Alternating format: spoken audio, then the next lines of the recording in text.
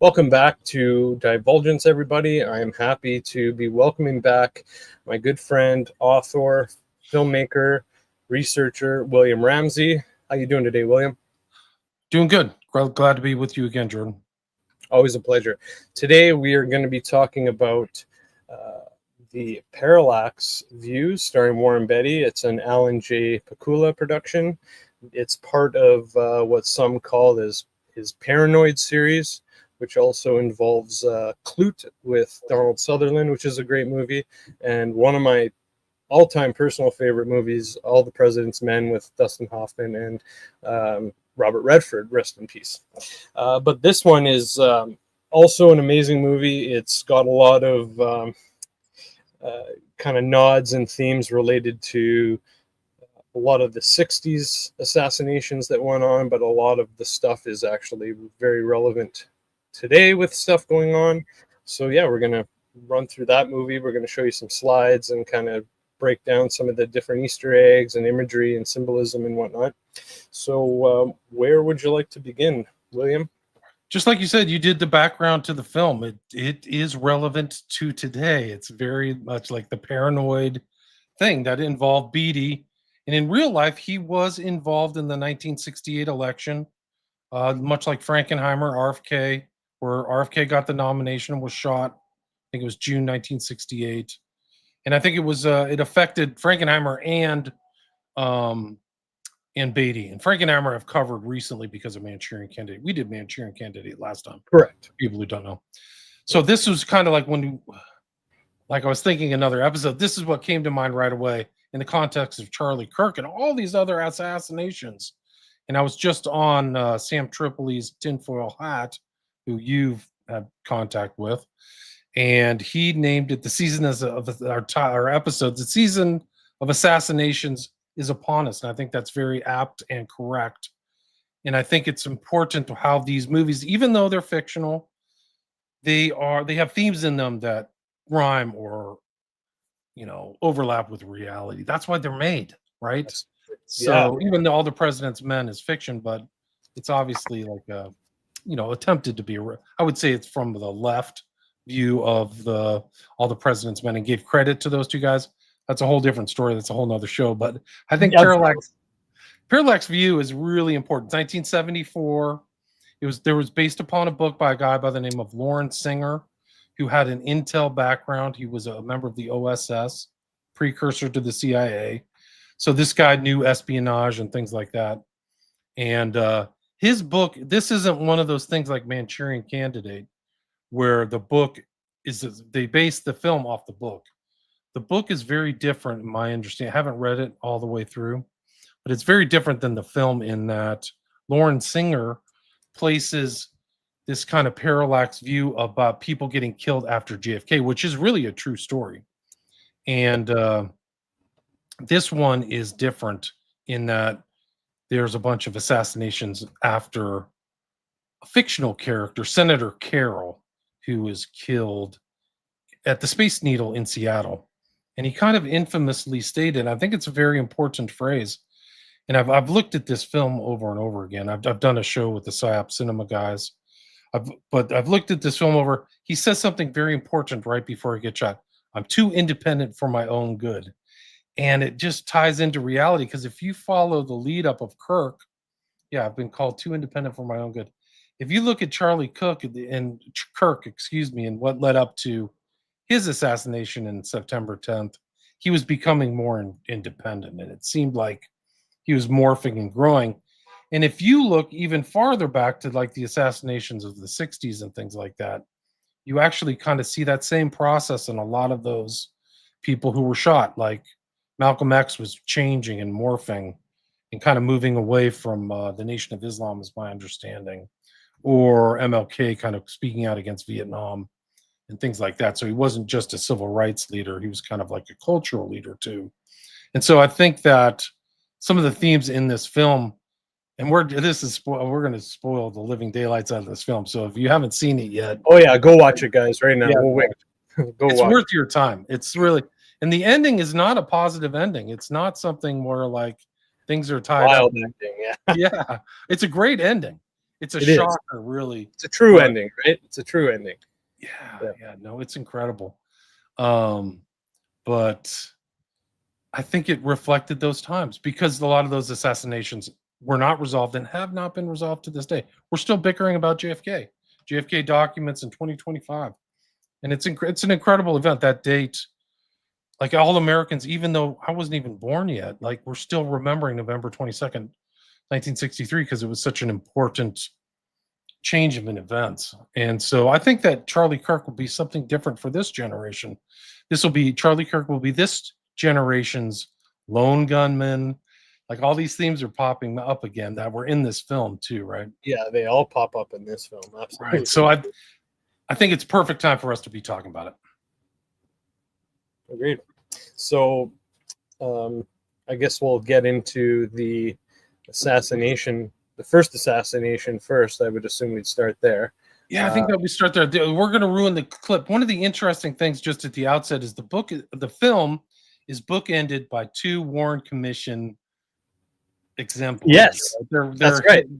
They're playing off the Warren Commission, and they both say both assassins were a lone nut. What they said this is a press conference. There will be no questions. No questions.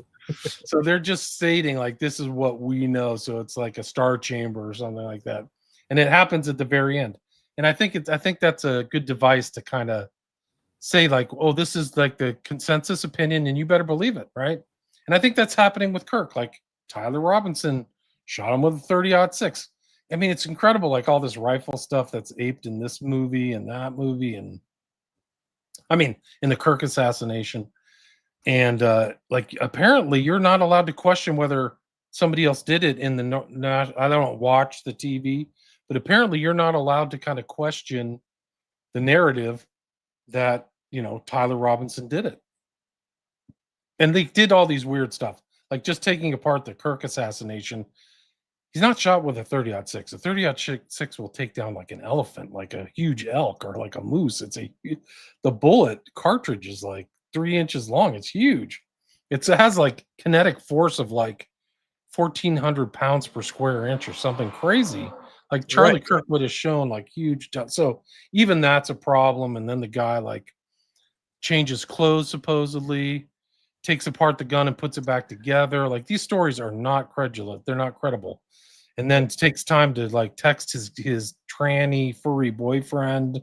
Oh, that script is just very odd. It looks like something I would get if I like asked Chat GPT. Exactly. That's what a lot of people have said, right? It's like, it's something AI would spit out. Like, a lot of people say, like, people his age don't use commas. A lot of weird stuff. And he's a smart guy, like Tyler Robinson, the one that's portrayed on his mom's Facebook and all these other things. He's a high functioning person. He had a 4.0. I think there's video of him getting his scholarship. He apparently had a 34 on the ACT. That's like 99th percentile. And so he's bungling this shot that he shot Charlie Kirk because of hate, which is very interesting language. It kind of apes like ADL language too.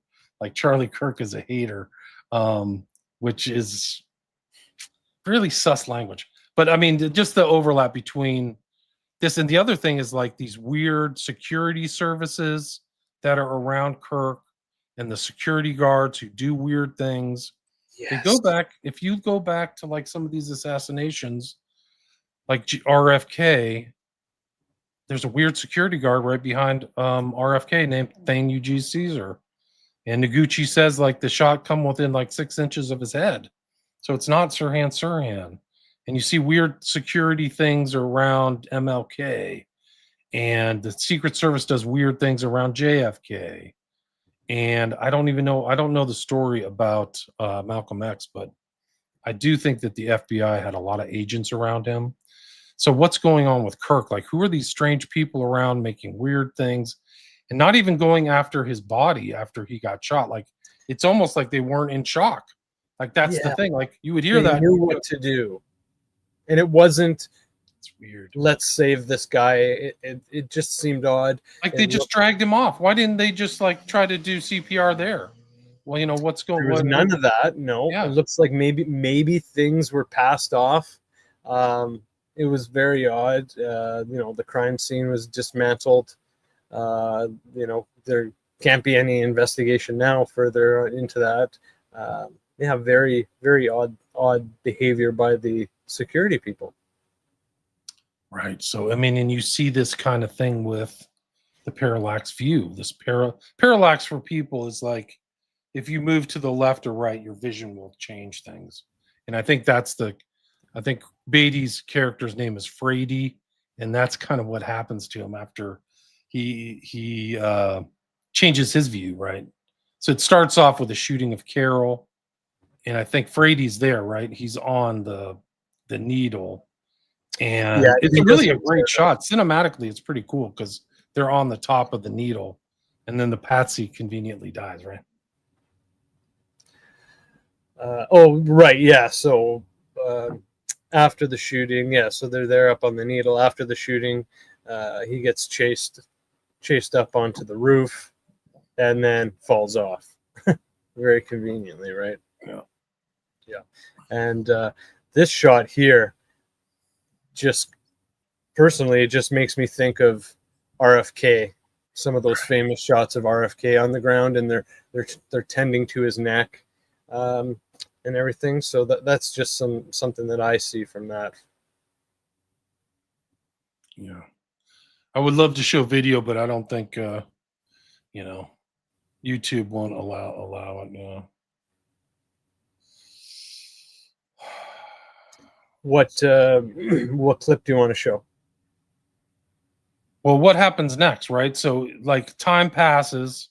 He's also plays an investigative journalist, which is interesting because I think in the book he's a cop, like the main character's a cop. So Oh, it's kind yeah. So I think they changed that in the book. Yeah, let me that's see.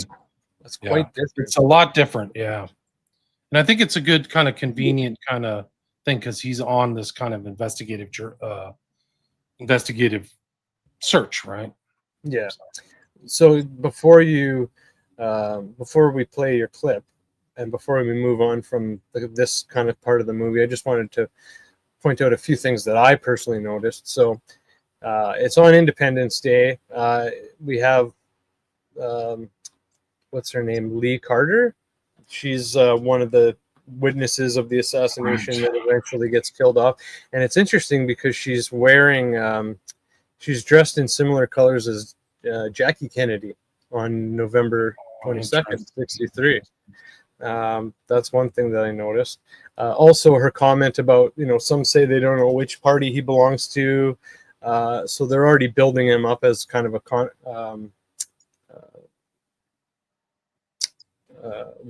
sorry. Geez, I'm having a moment here. They're already building him up as a figure of a conflicting figure. You know, they don't know if he's a they call him an independent politician. They don't know what party he belongs to. And then she says something else after they show him here driving by. She says he's an ideal father if you're young enough, an ideal husband if you're old enough, and an ideal leader of any age. And it's just like they're kind of building him up like to be like a Kennedy like character already. That's just what I got from it. And then she makes the comment about the wife, kind of painting her to be kind of like a Jackie Kennedy. Oh, you're always wonderful and smiling in your photographs.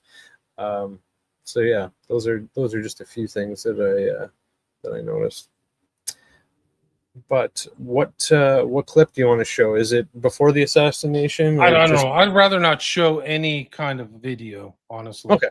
Unless you want to. I mean, I just got my YouTube channel back. I don't feel like losing it again. All good, all good. What scene do you want to talk about now? Well, she confronts she confronts Beatty Frady that she thinks she's going to be killed, right? Right. So after the Warren Commission, Right. There we go. So 3 years later, and yeah. Right. So like 3 years later, she confronts him, at the house. She's paranoid. He doesn't believe her, right? Yeah, not He's at like, all. no. And then he starts. Where is it? They're talking about the commission report, just like the Warren Commission report, right? And then Frady starts listing off all the convenient, inconvenient ways that the people had died. And then he learns that 2 more have died, and one of them was a 40-year-old who died from a heart attack, which seems to be like a classic thing. Someone dying super young from something that usually doesn't kill someone so young. And he also does kind of like a callback here to JFK, RFK, I would assume like MLK and Malcolm X. People were crazy for an explanation, and he talks about some nut was knocking someone off the best men in the country and all stuff like that. So it's very right. very So the lone nut theme is there, right? So it's they understand that the lone nut element is involved in this.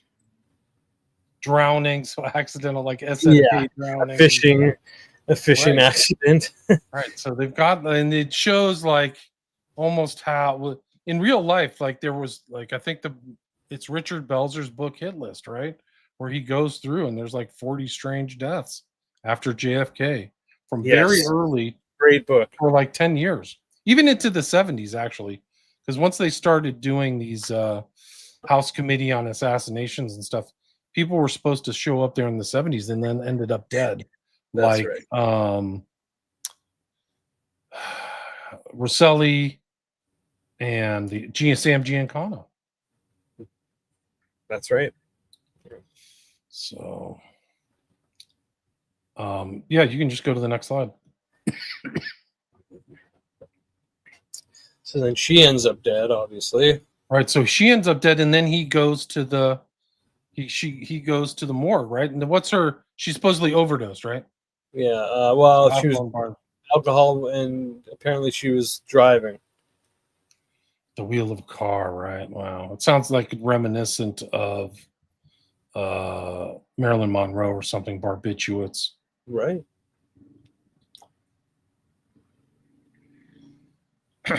So go to the next one. So now he's meeting up with his contact. They blame it on her. They blame her, the death on her. Some people want to die. Yeah. It's like a turn. So now he's meeting with his ex FBI friend, and the first thing he asks is about the heart attack. Right. And he tells him about the pep pill.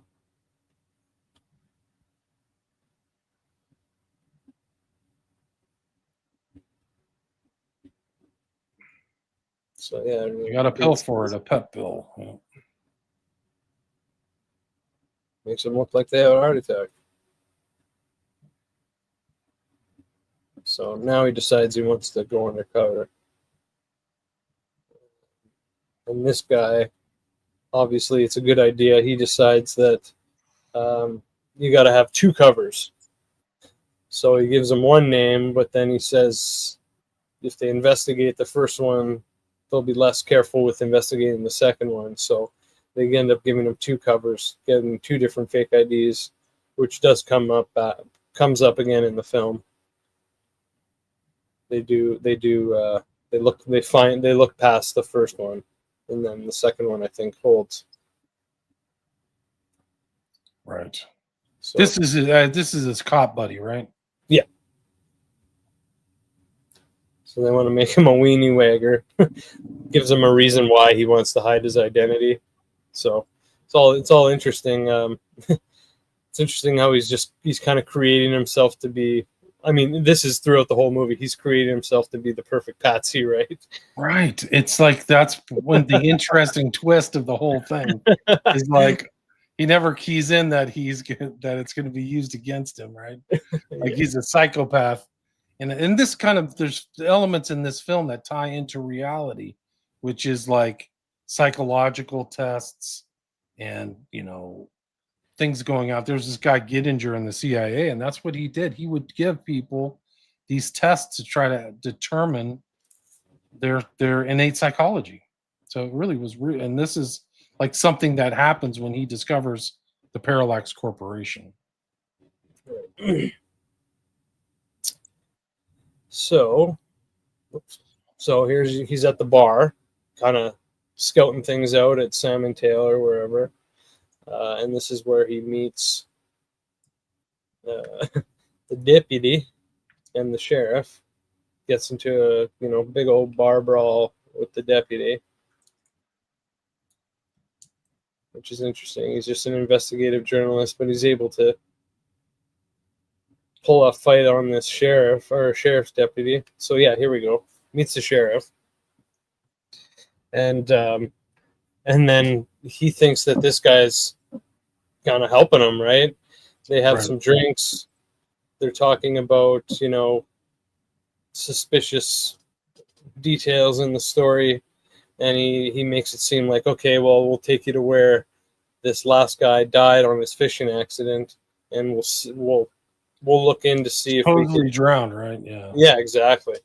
So and then here they go. They're at the dam and the water's coming down, and the alarm's going off, and he realizes that, well, there's no way this guy could have died, there's no way this guy could have just drowned. Like, he obviously would have heard the alarms and whatnot, and then that's when he realizes that he's being brought out there to be killed.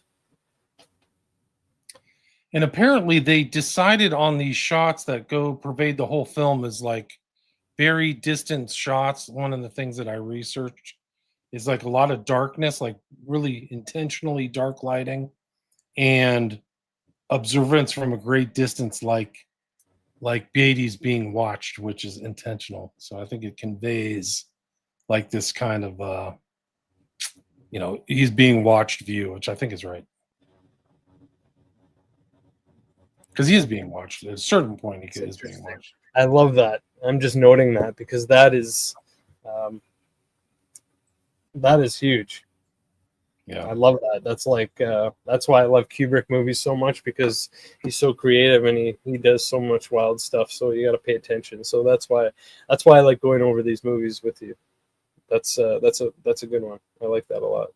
So yeah, he gets into a fight with this guy, and he ends up drowning. The sheriff ends up drowning. And then he drives back to the sheriff's house, and that's when he finally gets the clue on the Parallax Corporation.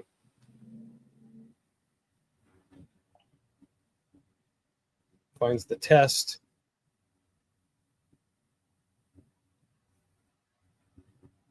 So then he goes back, he reports back to his boss, and he realizes that there's no APB. The police aren't looking for him. They said that the cop drowned accidentally. It's all just kind of conveniently covered up, right? They don't want to answer questions.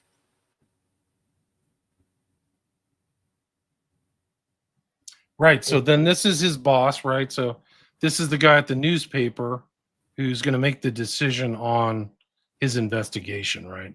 Exactly. On Frady or Beatty's investigation. And he goes even further to say that the sheriff and his deputies were indicted on another case. So he's saying, you're not onto anything. You're onto something that you didn't know what you were on, but you're not really onto something that you think you're on. They were in trouble for something else, so they weren't suspicious of you because of what you're looking at. But then he kind of rebuts it. So yeah, he says it wasn't any national conspiracy he was covering up, and then he rebuts him and says, I didn't tell him I was a reporter. He didn't have my real name, so he didn't know what was going on there. Right. So, and then the next scene is very interesting. That's when he visits his buddy here. Buddy, right, with the chimpanzee. Yeah, yeah. And he goes over the test. Right, so this is like the testing thing I was talking about. This was kind of a known thing in the 50s and 60s. These psych tests, personality tests. They actually use them in Scientology. to try to suss you out, see where your weak spots are. Right. Yeah. One of the other things too about this film, it's like the paranoia. You know, you can cut it with a knife. With it's the cliche. It's really true, but it happened. I think the film was released during the Watergate hearings, or Watergate was taking place. Okay. So, like this backdrop of the paranoia. So all the President's Men hadn't been made yet. So this is released, and it was released 1 week away from the release of Chinatown, which is another kind of like, dark underbelly type of film, right? And Absolutely. one of the writers who got the, I think, Academy Award for Chinatown did a rewrite of the Parallax View. His name was Robert Towne, Towne. So it's kind of an interesting overlay. And I think this film was overshadowed by Chinatown. I think Chinatown won the Best Picture as well. Okay. But I think if you watch this again, the film holds up, man. From 1974, for me, Parallax View is still. So is Chinatown. So is Chinatown. Oh yeah. I mean, personally, I love movies between like 50s and 80s. Those are like, or even 70s specifically. Those are my absolute favorites. So yeah. But even for other reasons, yeah, these are still the old school Manchurian Candidate, Parallax View. They're really really good. I mentioned to you, I watched. Have you seen Targets? I watched Targets for the first. Oh, you told me about that. Yeah, that was an interesting one. I would check that one out. It's another kind of lone gunman kind of movie, essentially, and it's an interesting take. So yeah, there's a lot of interesting movies that have been made back then. You just got to find them, right? And some of them tell some very interesting stories, just like we were talking about the Frank Sinatra movie Suddenly, which is so eerily similar to the JFK assassination. Right. So Mission Impossible films, I didn't know that. That makes sense. Towne was a great writer. Dystopian Deep Dives. How's it going? Hi, everybody. Welcome back to my YouTube channel. How long it stays, I don't know. Right on. That's awesome. Yeah, but it's shot very darkly. If you watch it, it's not the weird. There's kind of, it's not like it's done in a soundstage, like a close soundstage or something like that. It's clearly like outdoors, wide angle views, paranoia. But yeah, if you want to go back to the slides. Sure. So, yeah, so this is where he picks apart the thing, and he asks them what they're trying to determine, and he says, well, it seems like they're trying to pull out anger, repression, frustration, different things like that. And then he asks them, could it pick up potentially homicidal characteristics? And he says, like a killer? Yeah. So that's when the things, if you're watching it for the first time, that's probably when things start to get really clear of what's going on, right? Right. And then he asks him, will you sit down with me and tell me what answers would come from a highly violent person? And he just so happens to have like some criminal there. Yeah, here, we'll let Ernie take it. He'll blow him right off the graph. He hacked up his great aunt and he killed 2 ticket takers at a movie theater. So yeah, it's interesting how they have the perfect subject to help them get what answers they want, right? Right. So yeah, he obviously takes the test, and yeah, they get exactly what they want from him. Yeah, go to the next one. So the next one is just when he's meeting with Austin Tucker. Right. This is the campaign manager. Correct. For the senator, right? Yeah, Senator Carroll. That's right. Right, Senator Carroll. So then he wants to show him some photos that were taken at the Space Needle. And then he shows him this shot, which shows, I believe those are both of the shooters. There's the actual shooter, kind of Sirhan like guy. Right. And that's the real brought-in killer right there, yeah. And then there's the backup guy who comes more throughout the movie. There he is again. The Parallax employee, right? Yeah, exactly. Yeah. That's the whole thing. When these things are set up, like somebody's not going to get out alive, and there's all kinds of people involved. It's usually not just one or two; it's a whole squad. Like I think it was Lisa Peace's book, "A Lie Too Big to Fail." They had teams on every exit of where Robert Kennedy could go. That's what she said. So, like, if he didn't go out through the pantry, they were going to get him in some other spot. You know, like that's how crazy it was. So I think that like they overarch, they front load all this stuff. Somebody's going to be somewhere sometime. Just like when you see Charlie Kirk, there was the strange Zen guy who made a distraction. People are seen in the audience with guns. I mean, just a lot of really weird stuff. The high-tech overflying drones people have found. Like, what the heck is that doing there? Moving at a very strange. The drone was moving in parallel with the wall of the building at UVU.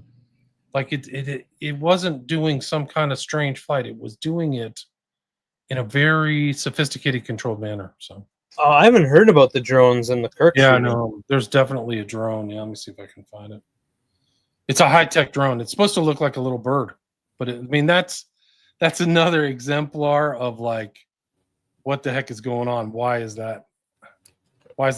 And like Netanyahu's talking about drones. Like, I'm not saying that drone was the one that killed him, but there's like a high-tech drone. Like, it's crazy. Oh, there it is. Yeah. See if I can bring this up.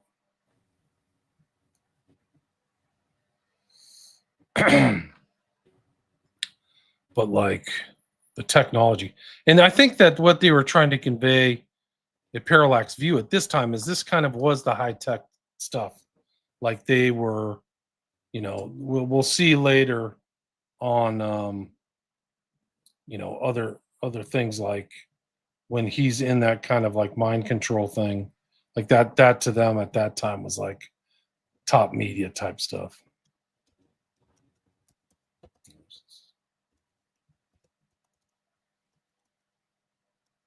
Can you bring that up? Absolutely. All right, so the first. There's one right there. It's at the very top, but it's moving in a strange fashion. 2.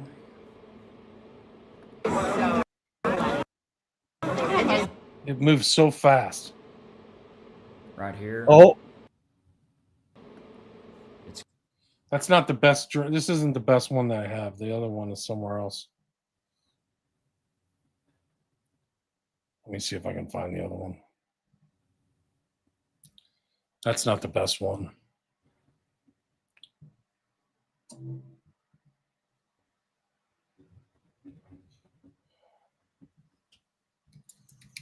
you want to continue with the slides? absolutely. So then, yeah, after they have their conversation, what happens? Boat blows up. Boat blows up. 3 perish in boating accident. So it's just, you know, they're showing another newspaper clipping about this suspicious death. It's just like such a consistent script with these guys, right? Right. I just didn't have that drone thing set up. I have it somewhere. Yeah, no problem. Take your time. And then he goes back to his boss, and then that's when he's supposed to be dead on that boat, right? He's supposed to exactly. Yeah.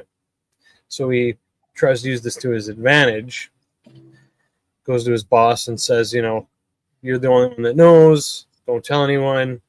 Which, if you've ever seen like The Departed or any similar cop movie where he's going undercover and like only his lieutenant knows or something similar to that, that could be very problematic if that guy gets killed off, right? So some foreshadowing there. And this is where he tells them, yeah, who's ever behind this is in the business of recruiting assassins, which is just a wild concept to think of. I mentioned in a show earlier this week about Narut. Have you ever heard of Narut? Narut? Yeah, Narut. That's a question. Have you ever heard of Narut? A guy named Narut. I don't think so. Sorry, I was muted. I don't think so. That's fun. He was a military commander who, like, their job was to recruit assassins from. He wrote a paper, and their job was to recruit assassins from convicted criminals in jails, and then distribute them around the world. He wrote a paper about it, and then he walked it back. I have to do a show on the route because he's so important, and it ties into this guy Boatner, Bettner. If you remember Waltz, he supposedly was instructed by Waltz to kill 2 politicians in Minnesota, and it was taken right off the media. But yeah, Narut's really important. Wow. Yeah. I'll do a show on Narut. Interesting.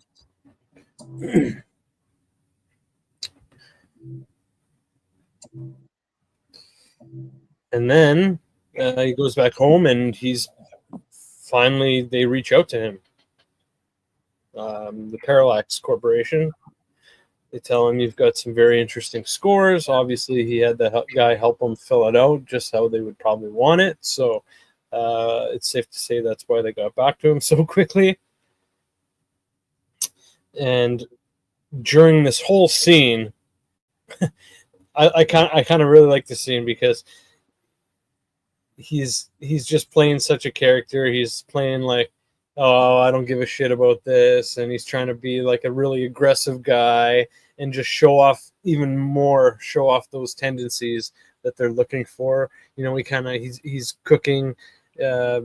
He's cooking on his little stove in his little apartment, and he's, a little loner, and then he burns himself, and he freaks out, and he's violent, and he's kind of being an asshole and asking questions like, why do you want to know this, and what's the deal? And so I thought that was pretty well written. And then he even says, the very quality that gets you into trouble makes you potentially invaluable. And he says, what's that? And he says, your aggressiveness. Right. So you can play that. Can you post that comment by Dystopian Deep Dives, please? Just click on it on StreamYard. I can't do it. This one? The report in the Sunday Times. Oh, I'm sorry.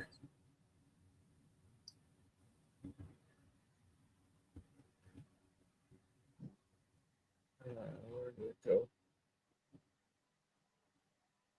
It's the most 1138, just right at the very bottom. It's on StreamYard. Oh, I'm sorry. Oh, here we go. Yeah. You must have got it first. Sorry. There you go. Thomas Narut. Yep. Paper on anxiety and stress. This is like mind control stuff. You put people in traumatic situations and then adjust their brain. But he was like a naval psychiatrist and all Boys Town background too. It's a whole nother show. I have to do it, but it kind of ties into this. It ties into this. That's awesome. That'll be an interesting. That'll be a good one for sure. Yeah, I'll have to put it together. Yeah, so the aggressive. So this is the intermediary between Frady / Beatty and the Parallax Corporation, right? Yep, exactly. So then if after people want to watch my live streams, you can actually. I used to live stream a lot to Rumble, X. Go to my X page because I'm not censored there, and then Rockfin too. So I've just been able to stream back on YouTube, and both of my channels have been monetized. So I don't know how long this will last. I don't trust them, but in the interim, you can go to X, Rumble, or Rockfin and just follow me there. Beautiful. Always good to see you coming out on top, man. You deserve it. That's for I don't know. YouTube did me dirty. Yeah. They do a lot of freaking people dirty, unfortunately. So I hate to see it happen to you. Okay, so after he gets this visit, he goes for his Right. experience. So this is the assassin training montage, right? That's and right. So should we just play? Should I just play that? I don't know if you. I don't. I think we should just stay away from video. It's important, okay. and it kind of reflects what Alex DeLarge went through in A Clockwork Orange, which I think Exactly. Thank you. Exactly. Let me find a little bit of a. Clockwork Orange was 71. Okay, so here's a little write-up on the montage just for people. I mean, hopefully you guys have seen it by now. So most of the images used in the assassin training montage were of anonymous figures or important historical figures, featuring, among others, Richard Nixon, Hitler, Pope John, Lee Harvey Oswald. They show the picture of him getting shot. They show Marvel superheroes like Thor, and they're showing it's juxtaposed with different caption cards like love, mother, father, home, enemy, happiness, me. So it also the montage also captures the confusion of post-Kennedy America by demonstrating the decay of values and long-standing traditions. And just like you said, it's been compared to the brainwashing scene in Stanley Kubrick's 1971 film Clockwork Orange. So it's obviously it's trying to implant many different ideas into his brain on all these different subjects. In an isolated room, right? And he's stuck watching straight ahead. So these are all kind of techniques. Yeah. So it's really interesting. And I think there's a couple shots where he's really taken like far away, like he's at the back of some theater or something like that. Yes. That's right. On his way out, he sees the guy, the shooter, the employee, the every guy, right? From the Space Needle, right? Yep, exactly. So he follows him. This is a pretty interesting scene. He follows him, and he notices that he's putting luggage onto a plane, and he decides to jump on the plane. And when he notices that, I'm pretty sure I can't remember if it's a congressman or a senator is on the plane, but one of the two. So he realizes it's another congressman or senator. You're right. Yeah. Yeah. It's another. So he realizes, they're going for it again, right? They're going to do something again. So, I have a interesting comment here in the chat. Pakula died mysteriously. Do you know about that? He died in November 1998, driving on Long Island Expressway, and a pipe supposedly went through his windshield and killed him. And then the authorities said, it's just a tragic accident. No foul play involved. Wow. Like, that's strange to me. Hit him straight in the head. How does that happen? I don't know how that happens. Metal pipe swerved off the road into a fence. No. A metal pipe went through his windshield. No, that's what it. Yeah, it says when a driver in front of him hit a metal pipe, causing it to crash through his windshield and strike him in the head. His car then swerved off the road into a fence. Yeah, crazy. Jeez, that's awful. So he is. Oh, right on. Thanks, Tara. Thank you. There. Thanks for that. That's awesome. Always nice to see people supporting the right people. So yeah, he puts he writes on there with soap, and then he realizes that someone's at the door, so they're gonna know it's him writing the note. So he erases it, and then he decides to write a note on a napkin, and he just slips it in there while they're coming around with the drink cart, and eventually she sees it, and they throw everyone off the plane. And then the plane blows up too, so it really was a live bomb, right? Oh, did the plane blow up? I thought they got everyone on. I thought it blew up off screen. You're right. My mistake. Yeah, totally. I'm just not remembering the explosion. Yeah, so he was able to help avert that. Where are we next? Oh yeah, so he gets home, and he goes into his dark apartment, and Buddy's lying on his bed there, and he says, "We already have an offer for your services." And he says, "From who?" "Manufacturers Intelligence Group." MIG. So this whole thing is that I think they're knowingly playing off of the notion of what Permindex was. Are you familiar with the whole story of Permindex? Permindex. So Permindex, Clay Shaw was the one that Garrison criminally prosecuted, right? And he was in a subsidiary of this group called Permindex. Oh, Permindex. Gotcha. It's Permindex is a portmanteau. It's a mix of, it's like permanent industrial displays or something like that, or exposition. Permanent industrial exposition. Yeah. Yeah, Permindex. You got it. But back then, those were places where businessmen could go and network. And so like a lot of rich people or, influential people were there.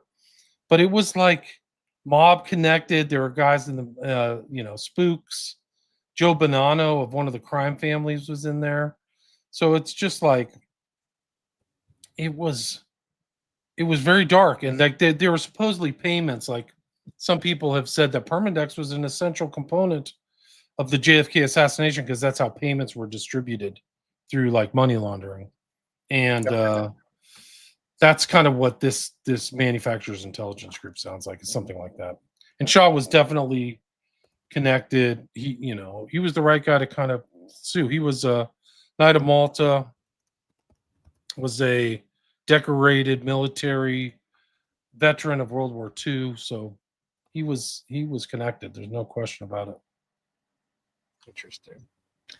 Well, that's that's it's just kind of like those cookie cutter details that just keep coming up. Yeah. Permindex is another show like Naruto. Permindex. Okay. Gotcha. Naruto. So he tapes the conversation that he just had with his handler. He gives it to his boss. His boss listens to it and puts it in this envelope here. And then his food comes, which he gets a sandwich ordered earlier in the movie, and now he's getting another meal ordered, and he realizes, oh, it's a new guy working, making the deliveries, and who is it?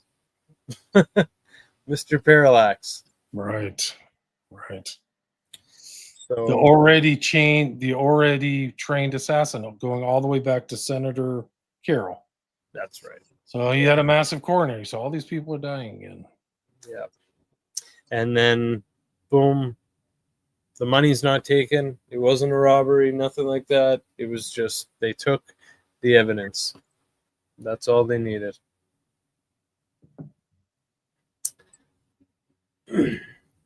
So this is actually a real scene in downtown LA. So you can actually go to the site of Parallax View here. It's in between downtown LA and Koreatown. That building is still there. Do you know what that building is? It's a federal building, yeah. It is a federal building. Okay, I thought I can bring it up on Google Maps. Sure. I feel like I've seen that many times, actually. It may have been in other things. It's It's from an era where it looks super modern. I don't know if it has that same panache right there, but at one point it was. It's across the street from a church, I think. Where is it?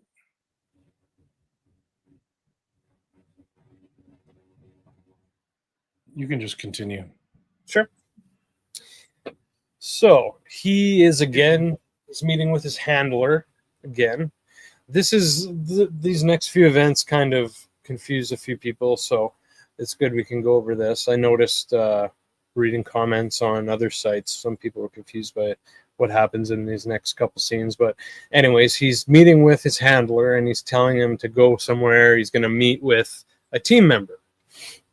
And when he goes to the hotel to meet him, you can't really tell from here, but the guy checking in, that's actually the deputy of the sheriff that was killed, the deputy that he got into a fight with earlier. So that's obviously sketchy. So now we know that this guy works for Parallax too. I guess he doesn't necessarily know or think he's getting set up. He just knows that this is going to be trouble. So what he does is he makes a phone call to the guy's room. He just essentially tells him there's been a change of plans, don't unpack your bags, and he leaves him some money at the front desk, probably to help him make it more convincing, and he gives him instructions to fly to Honolulu, kind of gets him off his back, right? At that point, he returns to Parallax, just to kind of snoop around, and then he notices, I forget who he's following, but he's following I'm pretty sure it's the regular, or the guy that keeps popping up, Mr. Parallax, the other assassin. So he's following him into this, I guess it's like a convention center, something like that, which is where they are practicing for, which I assume is like a kind of a campaign-like event or a rally. It's like a nominating committee, like JFK. Right? Something having to do with the nomination. Big enough to be in a convention center. Yeah. And I forget, what's the guy's name? Is it like Senator Hammond? I think his name's Hammond. I think you're right. Hammond. Sorry, Hammond. Yeah, so right. it's for Senator Hammond. And this is interesting. So the words used are just very interesting in this next little part. So he's I guess it's the conductor or whatever, the band leader, talking to the band. He says, we got to work smoothly and it'll be a clean, clear picture, just like a clean, clear shot, right? And then he says, which reminds me of 9/11, I'm going to give you a warning: 1, 2, 3, and a command: pull, which is also pull the trigger, right. Kind of like 9/11, pull it. From just strange terms, no doubt. Right? Yeah. It's like Charlie Kirk. They're talking about mass shooters.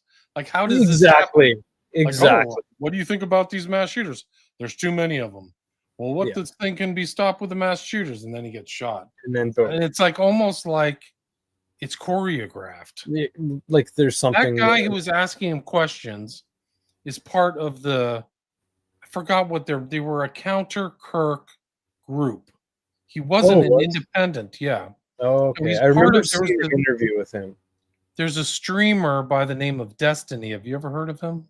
Yeah.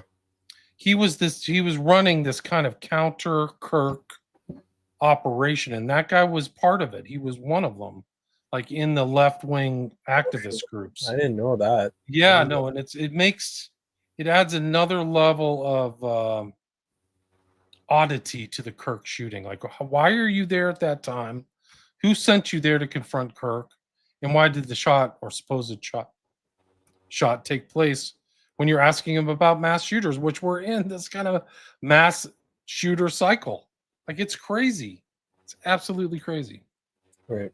And I mean, Destiny, this guy has really weird connections. Like it gets really crazy. So he's like one step off this anti-Charlie thing. Can we talk? Yeah, can we get into that real quick?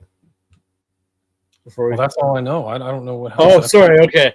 Because he's like, yeah, that Destiny. I mean, Destiny, I don't know much about him, but he seems like an interesting he's character. a streamer who is like a left-wing activist. So like there's left-wing streamers or left-wing activists, and there's right wings. And Kirk is on the right, and this guy, Destiny's on the left.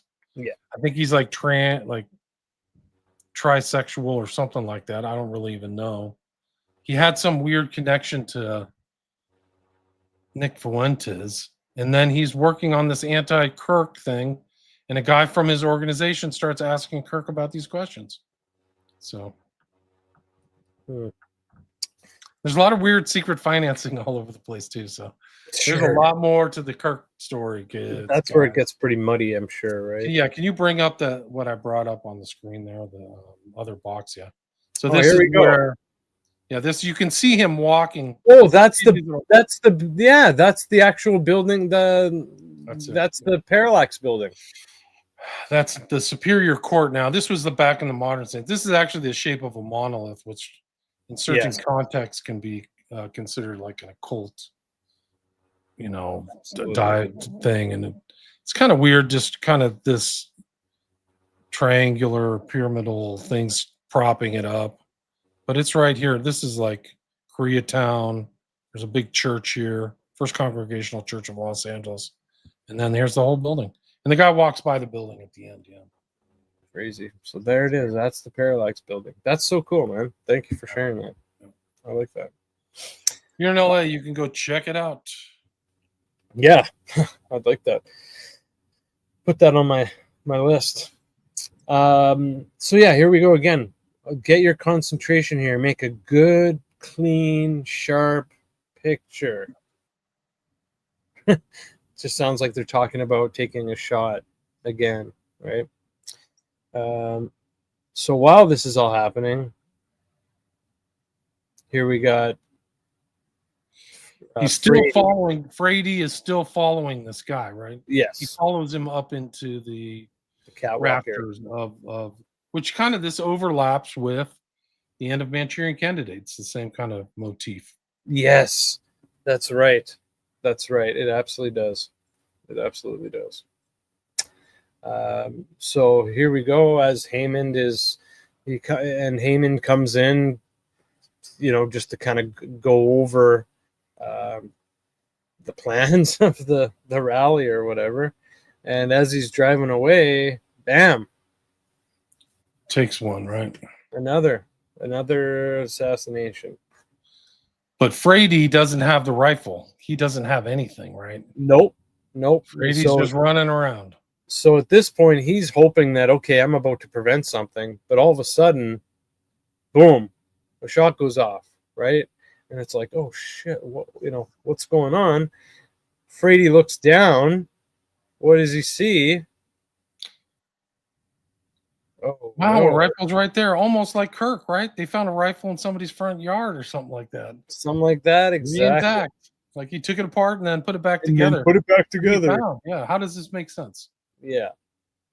So he looks down. And it's also like an unregistered, it's almost like some kind of Mannlicher Carcano. It's like an unregistered, no serial number 30-06 from World War I. Like, okay, I'm gonna go kill a major figure with grandpa's freaking World War I rifle. I have like a 135 IQ. That's the smart move. It doesn't make any sense. Yeah, because this guy's very smart, right? So, dude, we know he's smart. He got a scholarship. They gave him money. That you don't trip on that. That means hard work for years. Right. So wow. So the rifle was from World War I. Wow. That's the report that I heard. One of the real tells is there's a lot of disinformation and malinformation, which is always a tell in these assassinations, much like the Warren Commission. Like it's total malinformation, the whole Warren Commission.